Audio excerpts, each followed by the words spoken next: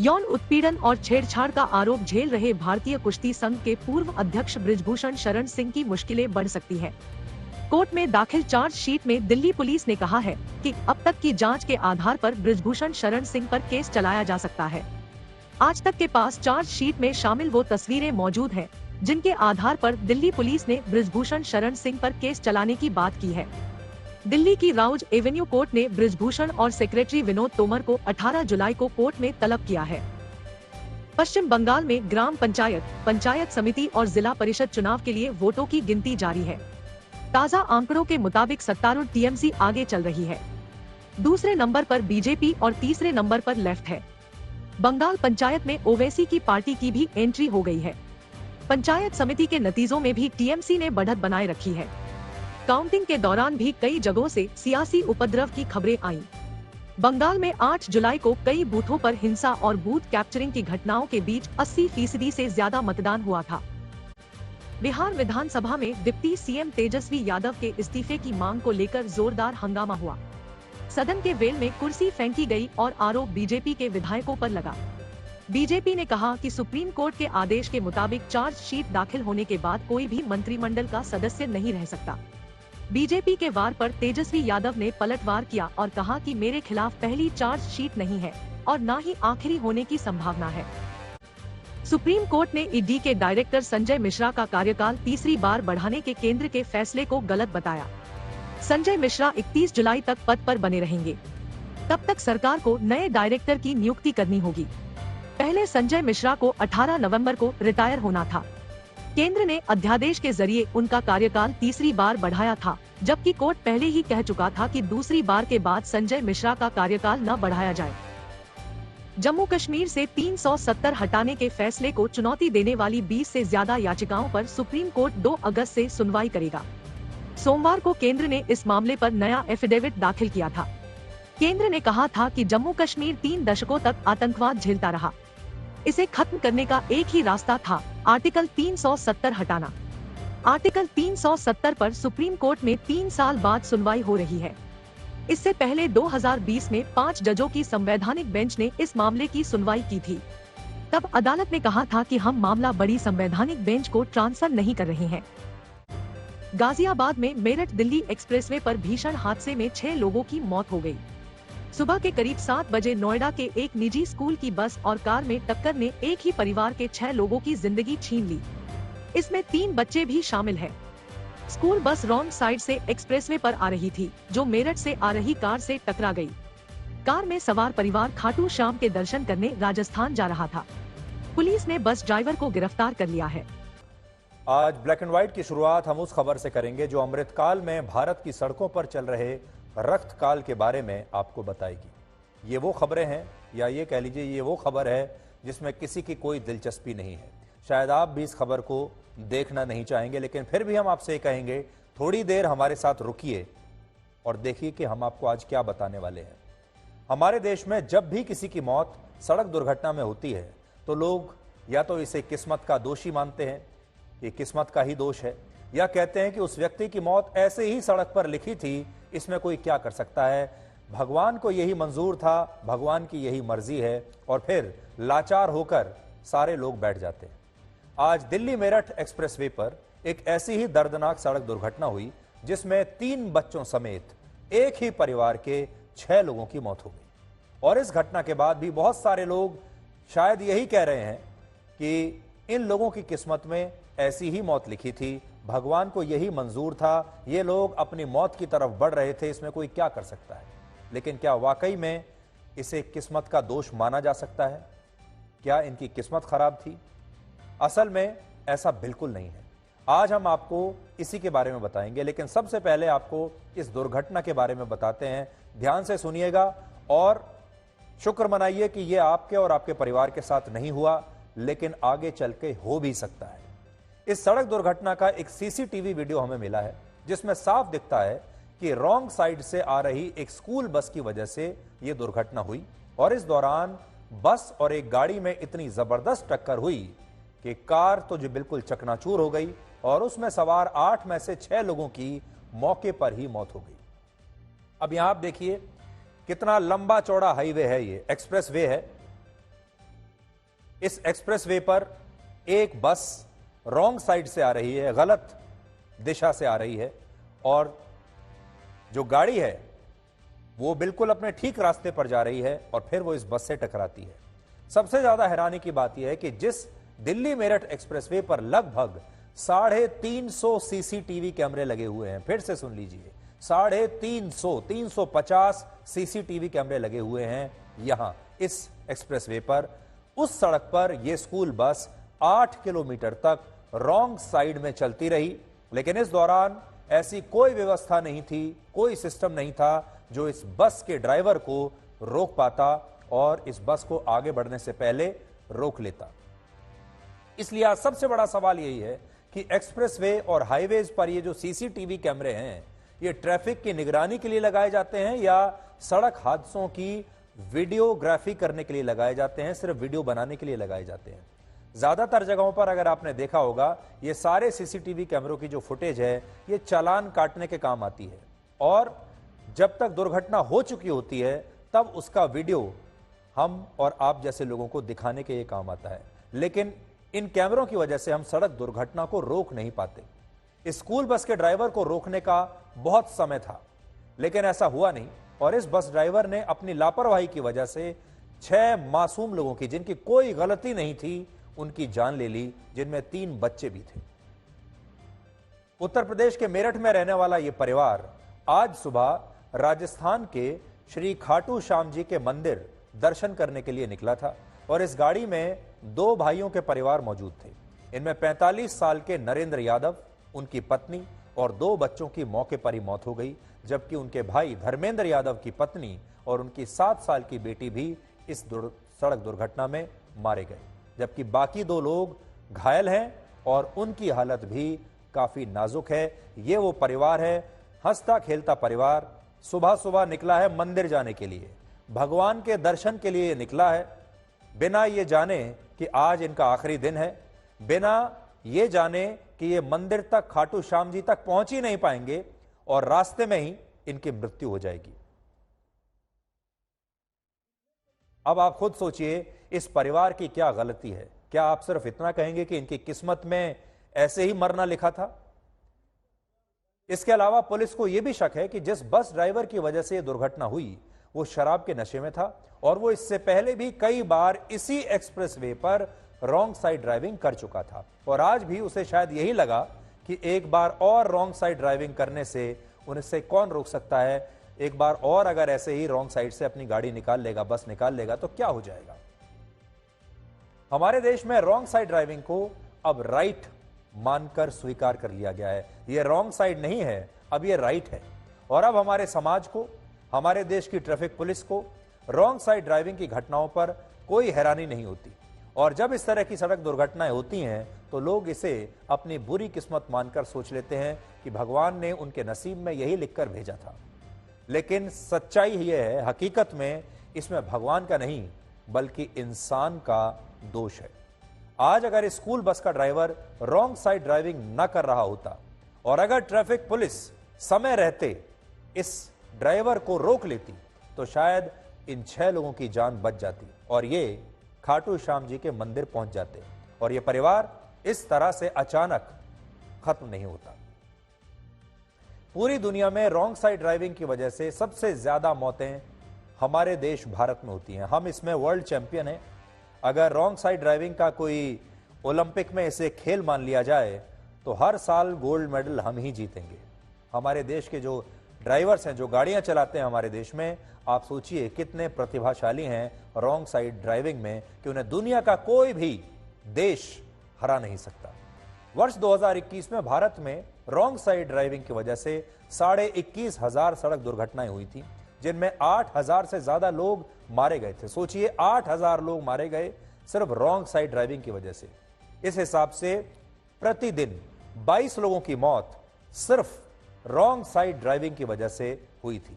वही wrong side driving जिसे हम बुरा मानते ही नहीं है, जिसे हमने स्वीकार कर लिया है, हमारा समाज इसे बुरा नहीं मानता, ट्रैफिक पुलिस वाले भी इसे बुरा नहीं मानते। और अगर आप आज का दिन भी उठा के देखेंगे तो आप में से 99% लोगों ने आप ही के घर के आसपास, दफ्तर के आसपास, या जब आप अपने घर से निकले होंगे तो आपने आज ही न जाने कितने लोगों को रॉन्ग साइड ड्राइविंग करते हुए देखा होगा और आपने इग्नोर कर दिया होगा। आपको लगा ही नहीं होगा कि ये कुछ गलत काम कर रहे हैं।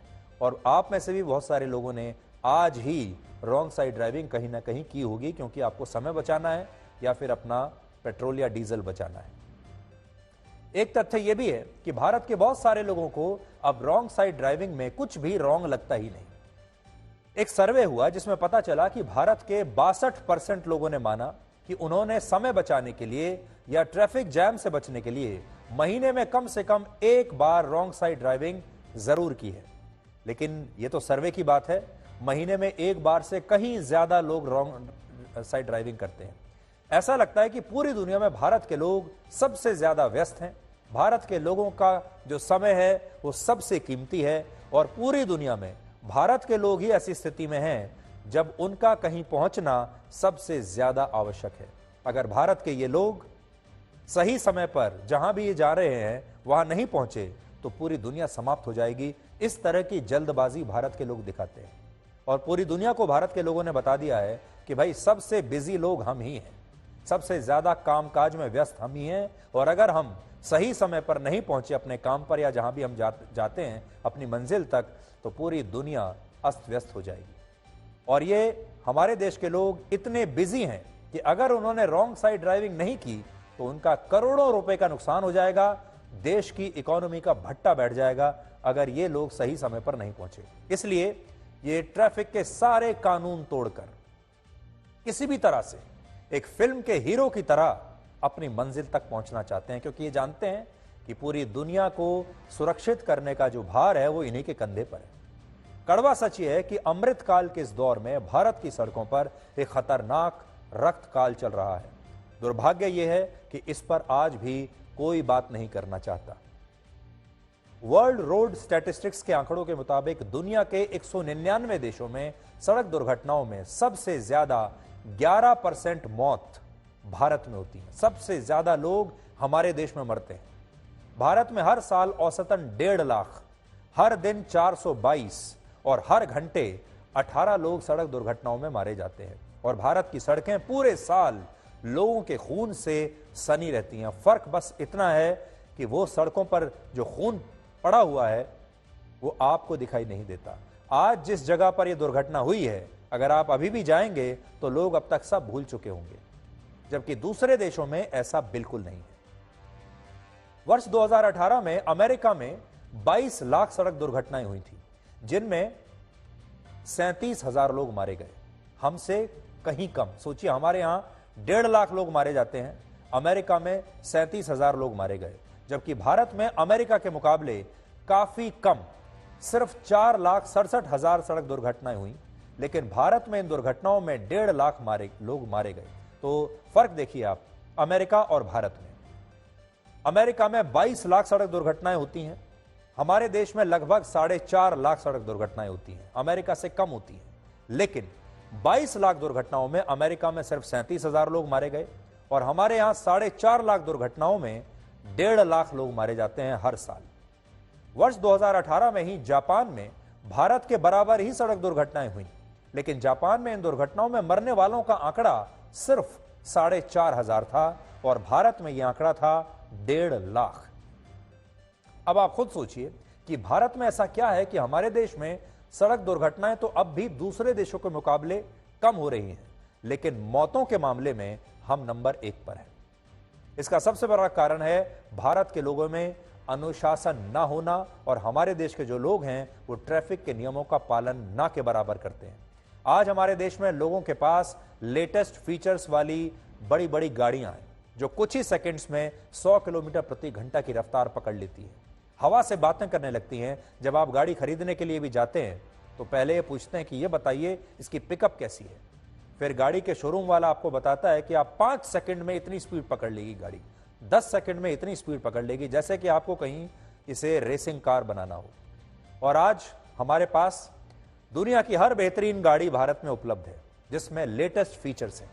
और इसके साथ ही इन गाड़ियों को चलाने के लिए हमारे देश में 6 से 8 लेन वाली शानदार सड़कें, शानदार हाईवेज और एक्सप्रेसवेज भी लगातार तेजी से बन रहे हैं। लेकिन इन लेटेस्ट फीचर्स वाली गाड़ियों को इन बेहतरीन हाईवेज पर अनुशासन और नियमों के साथ कैसे चलाना है, यह भारत के लोगों को अभी तक किसी ने सिखाया नहीं। भारत में अब भी नेशनल हाईवेज और एक्सप्रेसवेज पर 31% और स्टेट हाईवेज पर 23.5% रोड एक्सीडेंट्स हर साल होते हैं, और इनमें भी ज्यादातर सड़क दुर्घटनाओं में लोगों के पास वैलिड ड्राइविंग लाइसेंस तक नहीं होता। आप सोचिए, जिसके पास लाइसेंस तक नहीं है वो ट्रैफिक के नियमों का क्या पालन करेगा। वर्ष 2021 में हुई सड़क दुर्घटनाओं में सिर्फ 70% ड्राइवर्स के पास वैलिड ड्राइविंग लाइसेंस था। यानी भारत में अनट्रेन्ड और अनाड़ी ड्राइवर्स की संख्या लाखों में है, और ये वो लोग हैं जो किसी आतंकवादी से कम खतरनाक नहीं, क्योंकि एक आतंकवादी और एक अनाड़ी ड्राइवर में फर्क सिर्फ इतना है कि आतंकवादी के हाथ में एक बंदूक होती है और अनाड़ी ड्राइवर के हाथ में गाड़ी का स्टीयरिंग होता है। एक बंदूक से भी जब आप गोली चलाएंगे तो हो सकता है आप 5, 6, 7 लोगों की हत्या कर देंगे, और एक गाड़ी को भी जब गलत तरीके से चलाएंगे तो उतने ही लोगों की हत्या होगी। आज इस बस ड्राइवर ने अकेले 6 लोगों की हत्या कर दी। ये एक राइफल से मारे गए, हिंसा से मारे गए लोगों के बराबर ही है, और इसे आप सड़क पर होने वाली हिंसा कह सकते हैं। दुख की बात यह है कि फिर भी हमारे देश के नेताओं को और लोगों को सांप्रदायिक हिंसा की तो बड़ी चिंता रहती है, जबकि सड़क पर दुर्घटनाओं के रूप में जो हिंसा हो रही है यह सांप्रदायिक हिंसा से 500 गुना ज्यादा खतरनाक है। और भारत में स्थिति भी तब है जब देश में हर 1000 लोगों पर सिर्फ 32 गाड़ियां हैं। हमारे देश में प्रति 1000 लोगों पर औसतन 32 गाड़ियां हैं। कितनी कम है सोचिए। अब देखिए, जब अमेरिका की तरह भारत में हर 1000 लोगों पर 850 से ज्यादा गाड़ियां हो जाएंगी और अमेरिका की तरह भारत में हर साल 22 लाख सड़क दुर्घटनाएं होने लगेंगी, तो भारत में मरने वालों का, मौतों का कितना बड़ा विस्फोट होगा। अमेरिका में हर 1000 लोगों के पास 850 गाड़ियां हैं और हमारे पास कितनी कम है आपने देख लिया। भारत में हर साल सड़क दुर्घटनाओं में ऐसे 51% लोग मारे जाते हैं जिनकी उम्र 35 साल या उससे भी कम होती है। सोचिए, जब कोई परिवार सड़क दुर्घटना में किसी अपने को खोता है तो उस परिवार पर इसका क्या असर पड़ता होगा। आपको यकीन नहीं होगा, बहुत सारे मामलों में तो पीड़ित परिवारों को 2 वक्त की रोटी के लिए भी संघर्ष करना पड़ता है, और बच्चों को अपनी पढ़ाई छोड़नी पड़ती है, बुजुर्गों को बुढ़ापे में काम करना पड़ता है क्योंकि उनका कोई एक युवा सदस्य जो शायद कमाने वाला इकलौता सदस्य होता है वो सड़क दुर्घटना में मारा जाता है। बहुत बार इसलिए मारा जाता है क्योंकि सामने वाला जो ड्राइवर है वो गलत तरीके से गाड़ी चला रहा है, अनुशासन के नियमों का पालन नहीं कर रहा है। बहुत बार इसलिए मारा जाता है क्योंकि वो खुद रॉन्ग साइड पर गाड़ी चला रहा है। बहुत बार इसलिए मारा जाता है क्योंकि उसने हेलमेट नहीं पहना है। बहुत बार इसलिए मारा जाता है क्योंकि उसने सीट बेल्ट नहीं पहनी है। ये बात आपको थोड़ी कड़वी लगेगी, लेकिन सच्चाई यह है कि भारत के बहुत सारे लोग अब इतने बीमार हो चुके हैं कि वो सड़क दुर्घटनाओं में होने वाली मौतों से भी विचलित नहीं होते। मानसिक रूप से अब उन्हें इनकी आदत पड़ चुकी है, और हमारा सिस्टम भी कानून के सहारे बैठा रहता है, और कानून भी अपना काम कभी ठीक से कर नहीं पाता। कानून हमारे देश में कैसा काम करता है आप सब जानते हैं, अदालतें कैसा काम करती हैं आप सब जानते हैं। सड़क दुर्घटनाओं में होने वाली मौतों के मामले में भारत में कन्विक्शन रेट सिर्फ 36% है, और इन मामलों में भी आरोपियों को बहुत आसानी से अगले ही दिन बेल मिल जाती है। अगर किसी रोड एक्सीडेंट में किसी व्यक्ति की जान चली जाए और यह साबित हो जाता है कि आरोपी ने घटना के दौरान लापरवाही की थी, तो उसे आईपीसी की धारा 304A के तहत केवल 2 साल की सजा होती है, और उसे अदालत से जमानत भी बड़ी आसानी से मिलती है। यानी हमारे कानून ही इन दुर्घटनाओं को गंभीर श्रेणी में नहीं रखते।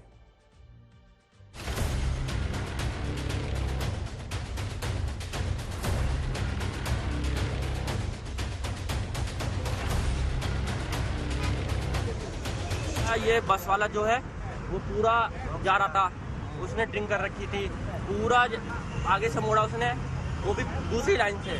तो ये स्पीड में थे तो इन्होंने कंट्रोल नहीं कर पाए। आते आते पूरी उसका जो ड्राइवर का है फ्रंट का, और इसका इस कार पे पूरी घुसी उसमें, उसने बाद गाड़ी घूम गई।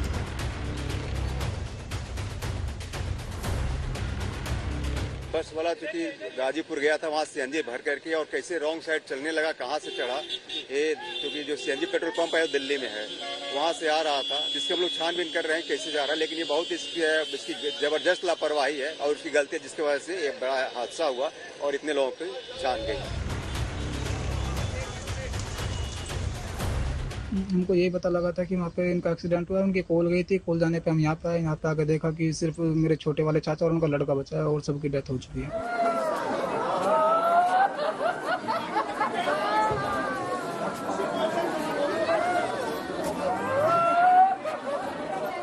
ये बस का ड्राइवर रॉन्ग साइड पूरी तेज रफ्तार में इस बस को लेकर के आ रहा था और अचानक से जब टीयूवी सामने आती है तो उसने स्पीड कंट्रोल नहीं कर पाया, क्योंकि उन्होंने सोचा भी नहीं था कि बस रॉन्ग साइड आ रही होगी और इस बस से आमने सामने टक्कर हो जाती है और इस टक्कर में 6 लोगों की मौत हो गई। इस गाड़ी के हालात देखकर आप समझ जाएंगे कि किस भयानक तरीके से ये एक्सीडेंट का शिकार हुई है।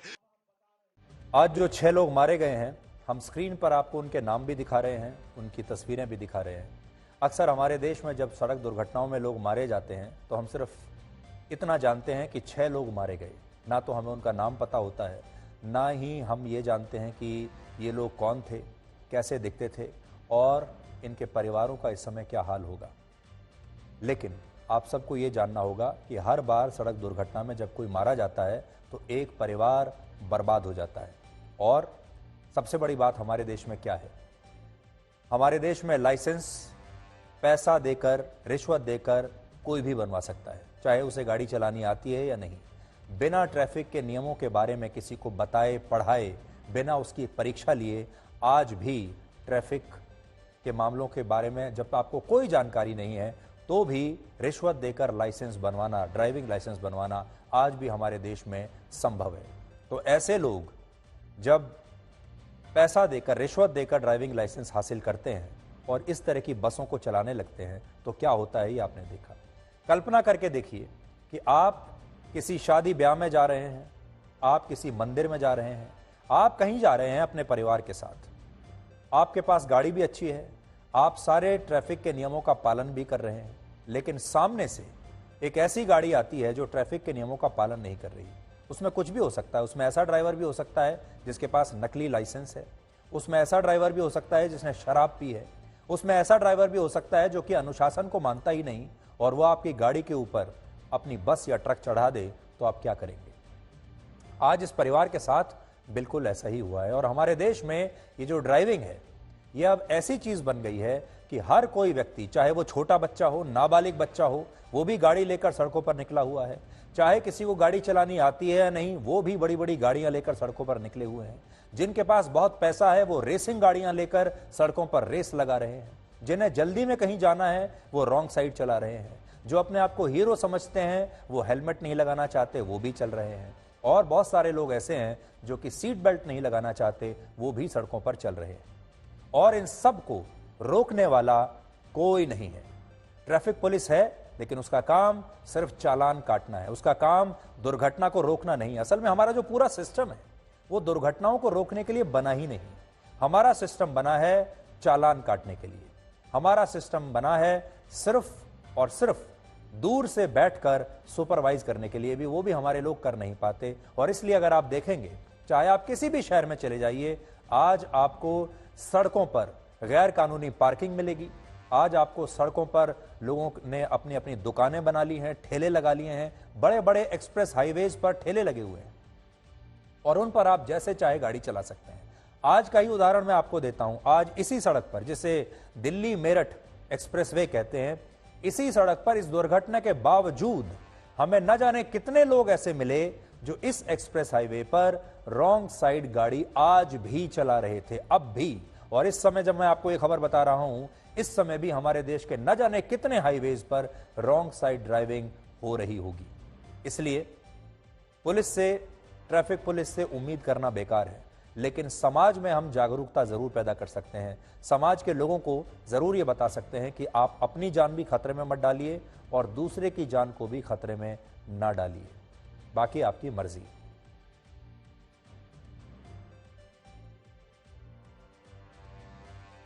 तो यह हमारे देश की वो समस्या है जिसके बारे में कोई बात नहीं करता।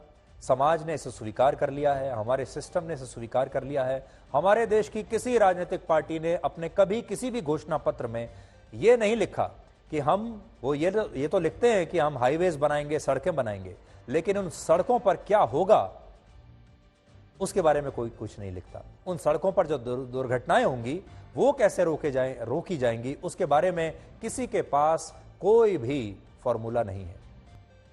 अब हमारा अगला विश्लेषण उन सड़कों के बारे में है जिन्होंने बारिश के दौरान दम तोड़ दिया है, और आज हम आपको इन मर चुकी सड़कों के शव दिखाएंगे। कभी आपने सड़कों की डेड बॉडी देखी है? मरी हुई सड़क कभी आपने देखी है?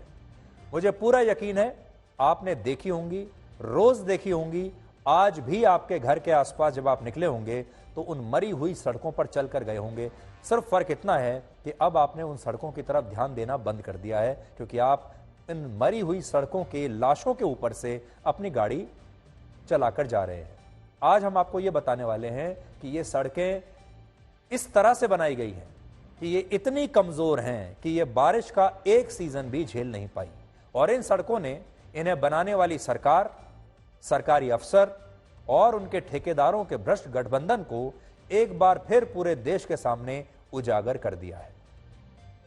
अनुमान है कि दिल्ली, हरियाणा, चंडीगढ़, पंजाब और पश्चिमी उत्तर प्रदेश में 800 से ज्यादा सड़कें बारिश के पानी में एक आइसक्रीम की तरह पिघल चुकी हैं, और इनमें कई सड़कें ऐसी हैं जिनका निर्माण पिछले 2 साल में ही हुआ था। सड़कों की तस्वीरें आप देख लीजिए। अब आपको एक तस्वीर दिखाते हैं। यह तस्वीर है भारत की राजधानी दिल्ली के लटियंस जोन के शेर शाह सूरी मार्ग की, जहां इंडिया गेट के पास एक सड़क पर बारिश का पानी भरने के बाद 5 फीट गहरा गड्ढा हो गया, और यह वही सड़क है जो नीचे धंस गई। इस सड़क का निर्माण पिछले ही साल सेंट्रल विस्टा प्रोजेक्ट के तहत हुआ था। प्रधानमंत्री का सबसे पेट प्रोजेक्ट था ये सेंट्रल विस्टा प्रोजेक्ट। वही प्रोजेक्ट है जिसके तहत नए संसद भवन, केंद्र सरकार के मंत्रालयों और इंडिया गेट के आसपास के इलाकों को रीडेवलप किया जा रहा है। लेकिन यह सड़क एक ही बारिश में पूरी तरह से धुल गई, और ये जो तस्वीर हम आपको दिखा रहे हैं ये दिल्ली के इंडिया गेट के पास है। इंडिया गेट बहुत बड़ा लैंडमार्क है, आपने इंडिया गेट का नाम तो जरूर सुना होगा, तस्वीर आपने देखी होगी इंडिया गेट की, और ये वही जगह है जहां हर साल गणतंत्र दिवस के मौके पर हमारी परेड भी निकलती है। इसी तरह दिल्ली में एक और इलाका है जिसे ग्रेटर कैलाश कहते हैं। बहुत पॉश इलाका है ग्रेटर कैलाश, और यहां जो मकान हैं वो करोड़ों के मकान हैं। इस इलाके में भी बारिश के बाद सड़क पर इतना बड़ा गड्ढा हो गया कि इसमें पूरी एक गाड़ी समा सकती है। इस सड़क की मरम्मत भी कुछ समय पहले ही हुई थी, और यह इलाका दिल्ली सरकार में शहरी विकास मंत्री सौरभ भारद्वाज के विधानसभा क्षेत्र में आता है। लेकिन दिल्ली के शहरी विकास मंत्री अपने विधानसभा क्षेत्र की सड़कों का भी ठीक से विकास नहीं कर पाए हैं। एक और तस्वीर देखिए जो दिल्ली के जनकपुरी इलाके की है, जहां सड़क के बीचों बीच 15 मीटर चौड़ा गहरा गड्ढा हो गया, जो आपको किसी तालाब की तरह आज नजर आएगा। और संयोग की बात यह है कि जनकपुरी की जिस सड़क पर यह गड्ढा हुआ वो सड़क भी ज्यादा पुरानी नहीं है, बल्कि नई सड़क है। और आज यहां बात सिर्फ भारत की राजधानी दिल्ली की नहीं है, ये तो दिल्ली का हाल है। सोचिए जब बाहर निकलेंगे तो क्या होगा। हरियाणा के पंचकुला में इसी तरह एक नई सड़क बारिश में 20 फीट अंदर तक धंस गई, और इस सड़क का निर्माण भी चंडीगढ़ को पंचकुला से जोड़ने के लिए हाल ही में हुआ था। देश के दूसरे राज्यों और शहरों में भी बारिश के बाद ज्यादातर सड़कों की यही हालत है। आपके शहर में, आपके गांव में, आपके कस्बे में, आप जहां भी रहते हैं आज, वहां पर भी मुझे पूरा पक्का यकीन है यही हालत होगी। और बहुत सारे लोग तो अब कह रहे हैं कि इस समय बारिश के बाद सड़कों की सतह जो है वो चंद्रमा की सतह जैसी हो गई है, जिसमें हर कदम पर गड्ढे ही गड्ढे हैं।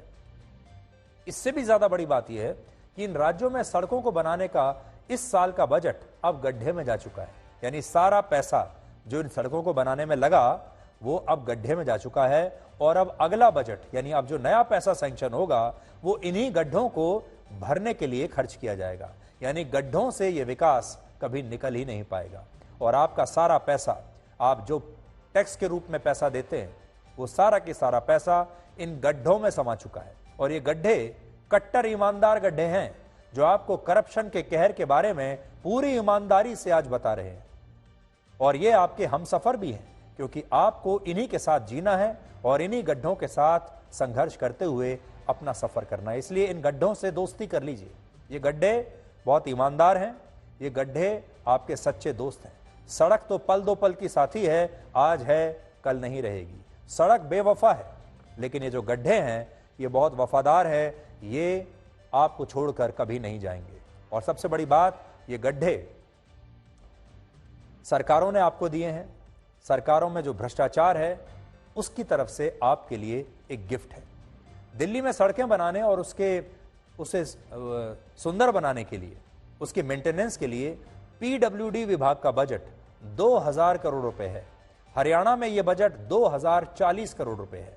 पंजाब में यह बजट 1300 करोड़ रुपए है। लेकिन इन हजारों करोड़ रुपए से जो सड़कें बनाई जा रही हैं उनकी क्वालिटी कैसी है वो आपको इन मरी हुई सड़कों के शवों में आज अच्छी तरह से दिखाई दे जाएगा। आप सोचिए, ये सब आपका पैसा है, ये सरकारों का पैसा नहीं है।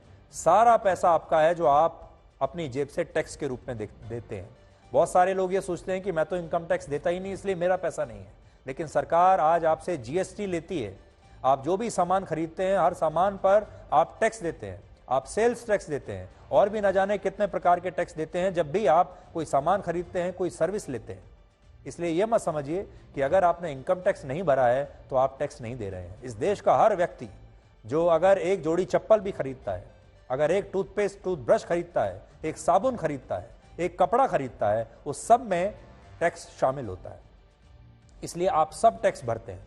हालांकि आज आप चाहें तो इस भारी बारिश के लिए प्रकृति को जरूर धन्यवाद दे सकते हैं, मौसम को धन्यवाद दे सकते हैं, क्योंकि अगर बारिश नहीं होती तो इन सड़कों की पोल न खुलती और आपको इन गड्ढों में घोटाले के जीते जागते सबूत नजर नहीं आते। इसलिए अगर आपके इलाके में सड़क पर ये गड्ढे हैं तो समझ लीजिए आपकी सरकार भ्रष्ट है।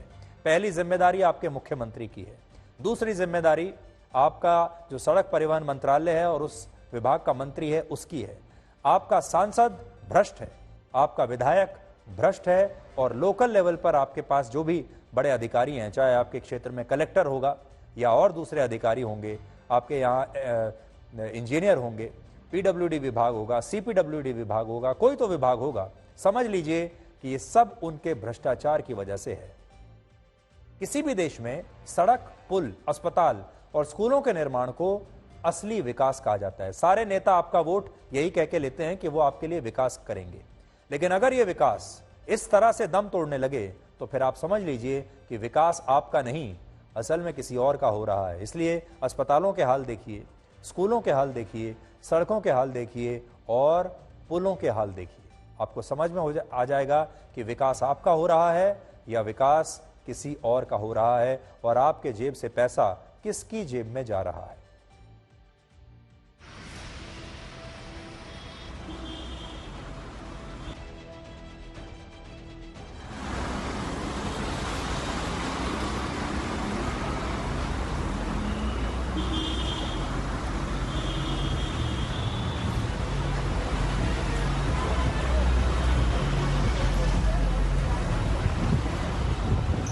ये देश का सबसे बड़ा वीआईपी एरिया है, जहां पर इंडिया गेट है, जहां पर पटियाला हाउस है, सुप्रीम कोर्ट है, तमाम तरह के वडोदरा हाउस है, राजस्थान हाउस है। मैं कहना चाहता हूं, सोचिए जब ये एरिया सुरक्षित नहीं है,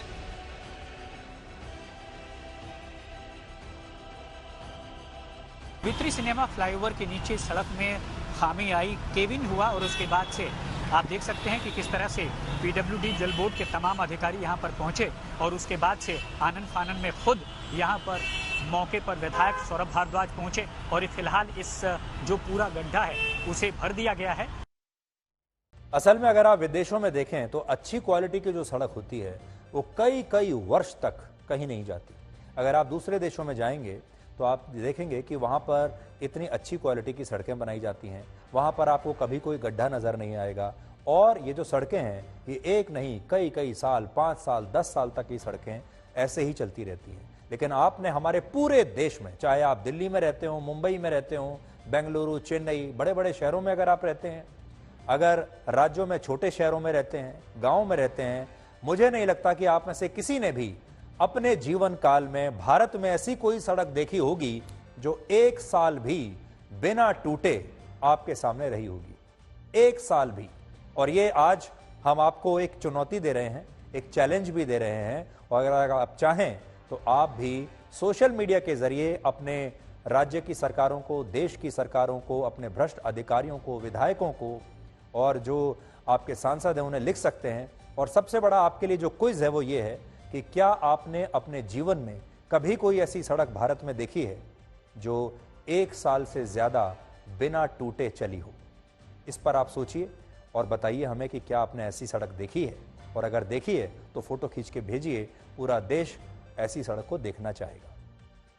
हिमाचल प्रदेश और उत्तराखंड में अब भी भारी बारिश का जो कहर है वो वैसा की वैसा ही है, ये थमा नहीं है।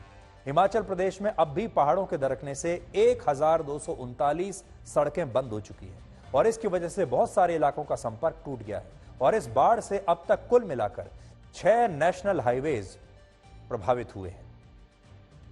इनमें चंडीगढ़ मनाली नेशनल हाईवे पिछले 3 दिन से बंद है, इसलिए वो सारे दर्शक जो चंडीगढ़ जाने के बारे में सोच रहे हैं, जो मनाली जाने के बारे में सोच रहे हैं, वो ध्यान से हमारी खबर देख लें। ये हाईवे अभी बंद है, इस पर मत जाइए।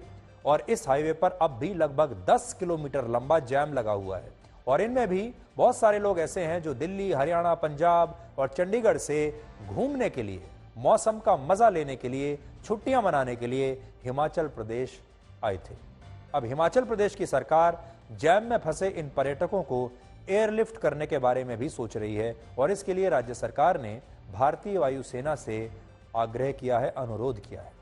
24 जून से अब तक हिमाचल प्रदेश में बारिश और बाढ़ से मरने वालों की संख्या 80 तक पहुंच गई है और आज प्रधानमंत्री नरेंद्र मोदी ने हिमाचल प्रदेश के मुख्यमंत्री सुखविंदर सिंह सुक्खू से इस बारे में बात भी की है। हिमाचल प्रदेश की इस त्रासदी ने वर्ष 2013 में उत्तराखंड के केदारनाथ में आई बाढ़ की यादें ताजा कर दी हैं। इस बाढ़ में आपको याद होगा 6000 से ज्यादा लोगों की मौत हो गई थी। 2013 में ये हुआ था। हमारे देश की लोगों की याददाश्त बड़ी कमजोर है, अब तक तो वो भूल भी गए होंगे। इस समय उत्तराखंड में बहुत भारी बारिश हो रही है जिसकी वजह से हरिद्वार और ऋषिकेश में गंगा नदी का जलस्तर खतरे के निशान की तरफ बढ़ रहा है और हरिद्वार और ऋषिकेश में कई जगहों पर पानी भर गया है। उत्तराखंड में बाढ़ से अब तक 13 लोगों की मौत हो चुकी है। इसी तरह हरियाणा में भी बारिश की वजह से कई शहरों में बाढ़ के हालात बने हुए हैं और राज्य में इसकी वजह से अब तक 5 लोगों की मौत हुई है। हरियाणा के अंबाला और करनाल जिले में बाढ़ की वजह से कई गांव के गांव डूब चुके हैं और पंजाब में भी बारिश से 8 लोगों की मौत हुई है, जबकि 3 लोग पंजाब में अभी लापता भी हो गए हैं।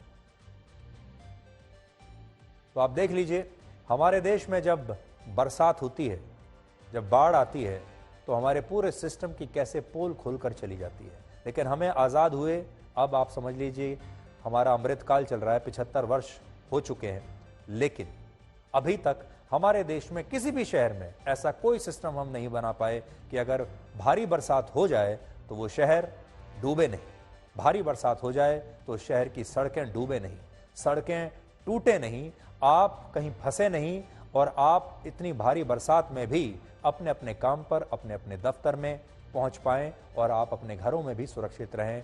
इस बात को आज तक कोई सरकार सुनिश्चित नहीं कर पाई।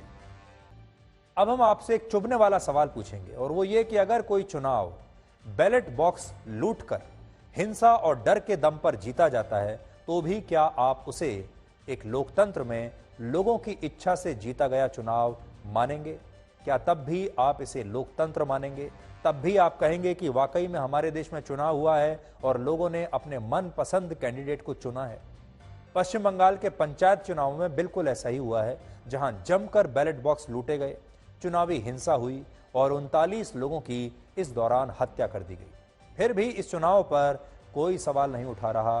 फिर भी आज भी हम बड़े फक्र से कहते हैं कि हम दुनिया के सबसे बड़े लोकतंत्र हैं। आज भी आपने देखा होगा भारत के बारे में यही कहा जाता है कि भारत दुनिया का सबसे बड़ा लोकतंत्र है। 140 करोड़ लोग हमारे देश में रहते हैं जो हर 5 साल में अपनी पसंद से चुनाव जो है करवाते हैं, चुनाव में अपना उम्मीदवार चुनते हैं और चाहे वो लोकल चुनाव हो, पंचायत का चुनाव हो, विधायक का चुनाव हो या सांसद का चुनाव हो। आज इस चुनाव के नतीजे आ गए हैं और वोटों की गिनती अब भी जारी है और वोटों की गिनती के साथ हिंसा का दौर भी पश्चिम बंगाल में रुका नहीं है। एक तरफ वोटें गिनी जा रही हैं और दूसरी तरफ हिंसा चल रही है। पश्चिम बंगाल में यह हिंसा 8 जून को शुरू हुई थी, जब वहां पंचायत चुनाव के लिए नामांकन की प्रक्रिया को शुरू ही किया गया था और तब से लेकर अब तक पश्चिम बंगाल में 39 लोग इस राजनीतिक हिंसा में मारे जा चुके हैं और पश्चिम बंगाल का पंचायत चुनाव लोगों के खून से लाल हो चुका है और हिंसा का यह सिलसिला वहां पर अब भी जारी है। आज पश्चिम बंगाल के नाडिया जिले में एक पुलिस कांस्टेबल को इतनी बुरी तरह से पीटा गया कि उसे अस्पताल में भर्ती कराना पड़ा। उसे बहुत गहरी चोट आई है। तस्वीर आप देख लीजिए जहां पुलिस की भी पिटाई हो रही है।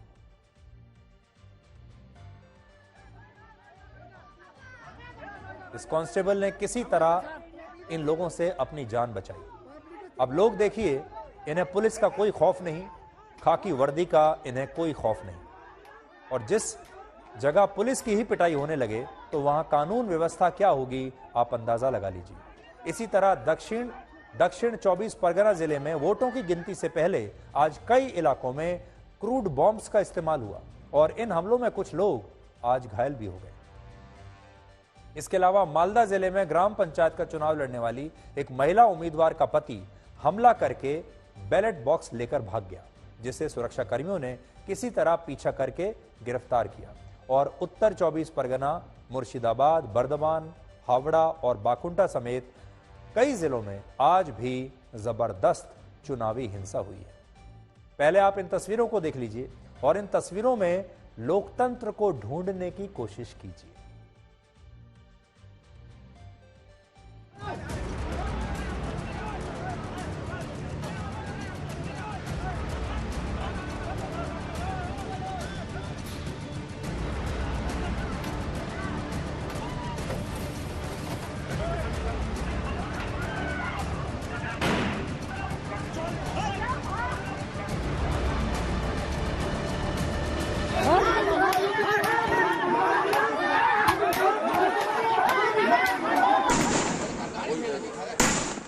पश्चिम बंगाल में ग्राम पंचायत की 63,229 पंचायत समितियों की 9,730 और 22 जिला परिषदों की 928 सीटों के लिए यह चुनाव हुआ था। बहुत बड़ा चुनाव है ये और इन चुनावों में ममता बनर्जी की टीएमसी पार्टी एक तरफा रूप से उसकी एक तरफा जीत हो रही है। रात 9:30 बजे तक टीएमसी ने ग्राम पंचायत की 16,436, बीजेपी ने 3,665, सीपीएम ने लगभग 1,300 और कांग्रेस ने 1,033 सीटों पर चुनाव जीता है। तो आप देख सकते हैं कि टीएमसी पूरी तरह से इन चुनावों को डोमिनेट कर रही है और बाकी पार्टियों से कहीं ज्यादा आगे है। यानी टीएमसी के आसपास भी कोई दूसरी पार्टी नहीं है और यही हाल पंचायत समिति और जिला परिषद के चुनावों का है। हालांकि वोटों की गिनती अब भी चल रही है, लेकिन टीएमसी सबसे आगे है। भारत को दुनिया का सबसे बड़ा लोकतंत्र कहा जाता है, जहां निष्पक्ष चुनावों की प्रक्रिया मजबूत लोकतंत्र का सबसे बड़ा आधार मानी जाती है। लेकिन पश्चिम बंगाल में कुछ जगहों पर इस लोकतंत्र को बेईमानी से और हिंसा से जीतने की कोशिश हुई है और जहां बैलेट बॉक्स को लूटा जा सकता है वहां बैलेट बॉक्स को लूटा गया। जहां बैलेट बॉक्स बदले जा सकते थे या लोगों को धमकाकर उनका वोट जबरदस्ती ठप्पा लगाया जा सकता था, वहां पर इन चुनावों में वो भी हुआ। और असल में इन चुनावों में कई जगहों पर लोगों की मर्जी जो होती है वो दिखाई ही नहीं दी। चुनाव का मतलब क्या है? चुनाव का मतलब है लोकतंत्र में लोग अपनी मर्जी से, स्वेच्छा से अपने उम्मीदवारों को चुनते हैं। लेकिन क्या आपको लगता है कि ऐसे चुनावों में कोई भी वोटर अपनी मर्जी से किसी उम्मीदवार को चुनता होगा? ये तस्वीरें उन पोलिंग बूथ्स की हैं जहां पंचायत चुनाव में वोटिंग के दौरान राजनीतिक पार्टियों के कार्यकर्ता वोटर्स को न सिर्फ धमका रहे थे, बल्कि इन लोगों ने बैलेट बॉक्स को भी अपने कब्जे में ले लिया, जिससे पता चलता है कि इन चुनावों में कुछ जगहों पर जनता ने नहीं बल्कि गुंडों ने अपना नेता चुना है। और ये गुंडे राजनीतिक पार्टियों के थे, जिनमें TMC, BJP, CPM, Congress party, सभी पार्टियों के कार्यकर्ताओं पर हिंसा के आरोप लग रहे हैं। और किससे बात करेंगे आप? टीएमसी से बात करेंगे तो वो कहेंगे बीजेपी वालों ने किया, बीजेपी से बात करते हैं वो कहते हैं टीएमसी ने किया, इन दोनों से और कहीं बात करते हैं तो कोई कहता है सीपीएम ने किया, कोई कहता है कांग्रेस ने किया। कुछ महीने पहले मुख्यमंत्री ममता बनर्जी ने सुप्रीम कोर्ट से भारत का लोकतंत्र बचाने की अपील की थी और कहा था कि वो इस लोकतंत्र को मरते हुए देख नहीं सकती। लेकिन आज पश्चिम बंगाल में जब पंचायत चुनाव के दौरान 1 महीने में ही 39 लोग मारे गए हैं, तब मुख्यमंत्री ममता बनर्जी को पश्चिम बंगाल का लोकतंत्र शायद अब भी सबसे ज्यादा मजबूत लग रहा है। इससे यह पता चलता है कि इन पार्टियों के लिए लोकतंत्र का मतलब है इनकी सत्ता। अगर ये सत्ता में है और इन्हें कोई खतरा नहीं है, तो इनके लिए लोकतंत्र भी खतरे में बिल्कुल नहीं है। इस हिंसा से एक और बात पता चलती है, वो ये कि हमारे देश की ज्यादातर विपक्षी पार्टियां इलेक्ट्रॉनिक वोटिंग मशीन यानी ईवीएम की बजाय बैलेट बॉक्स से चुनाव कराने की मांग क्यों करती हैं, अब आपको समझ में आ गया होगा। आपने ये मांग अक्सर सुनी होगी।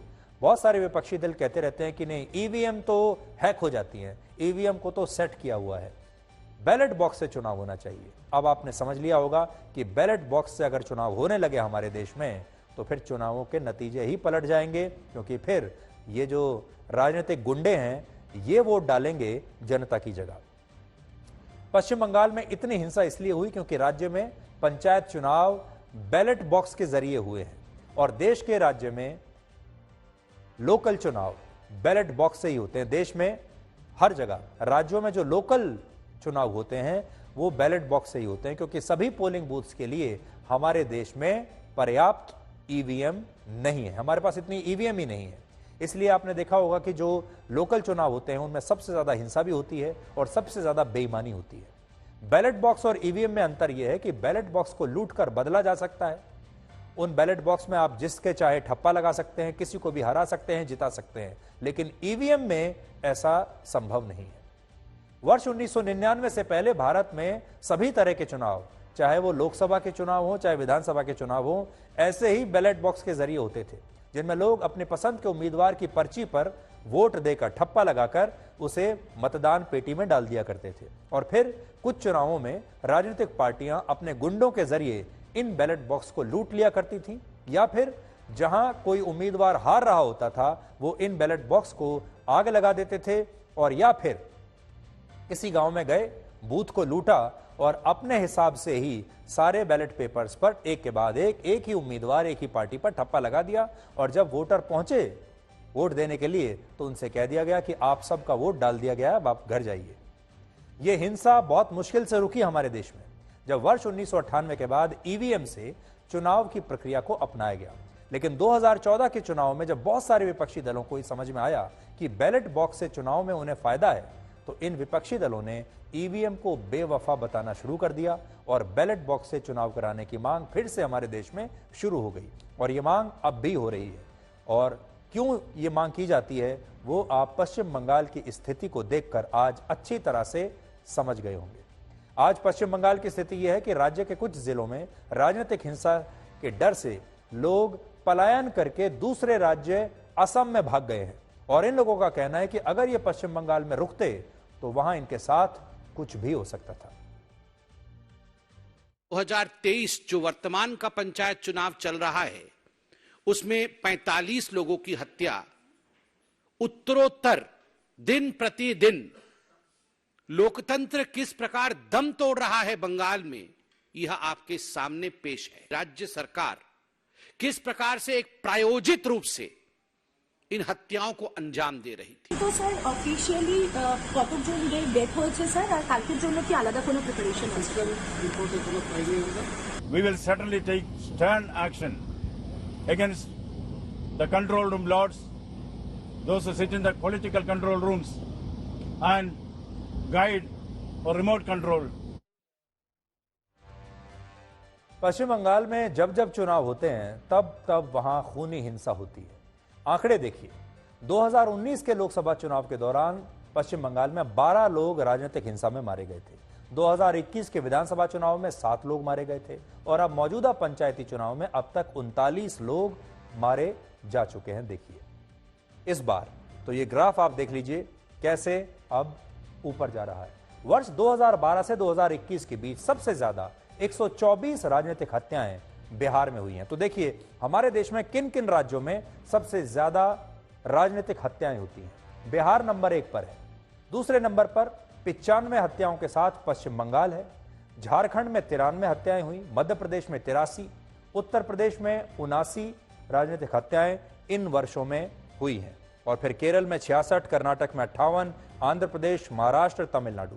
लेकिन आपने यहां देखा, हमने लगभग पूरा देश कवर कर लिया है और आपको समझ में आएगा कि इन सारे राज्यों में राजनीतिक हिंसा होती है, चुनावी हिंसा होती है, लोगों को मारा जाता है, पीटा जाता है, डराया जाता है, हिंसा के जरिए चुनाव जीते जाते हैं। यह भारत के आप कह सकते हैं कि खूनी लोकतंत्र है। हालांकि पिछले 5 वर्षों में सबसे ज्यादा राजनीतिक हत्याओं के मामले में पश्चिम बंगाल पिछले 5 साल में सबसे ऊपर है। और फिर भी पश्चिम बंगाल की मुख्यमंत्री ममता बनर्जी भारत के लोकतंत्र को खतरे में बताती हैं। पश्चिम बंगाल का लोकतंत्र उन्हें अब भी बड़ा मजबूत नजर आता है। ममता बनर्जी के बारे में बात करें तो अभिव्यक्ति की आजादी की भी सबसे बड़ी चैंपियन वही है कि लोगों को अपनी अभिव्यक्ति की आजादी होनी चाहिए, और लोकतंत्र भी सबसे ज्यादा खतरे में उन्हीं को नजर आता है। यदि आप बारिश के लिए प्रार्थना करते हैं तो आपको कीचड़ के लिए भी तैयार रहना चाहिए, क्योंकि ये भी बारिश का ही हिस्सा है। और अगर आप इस फॉर्मूला को अपने जीवन में अपना लेंगे तो हमेशा खुश रहेंगे।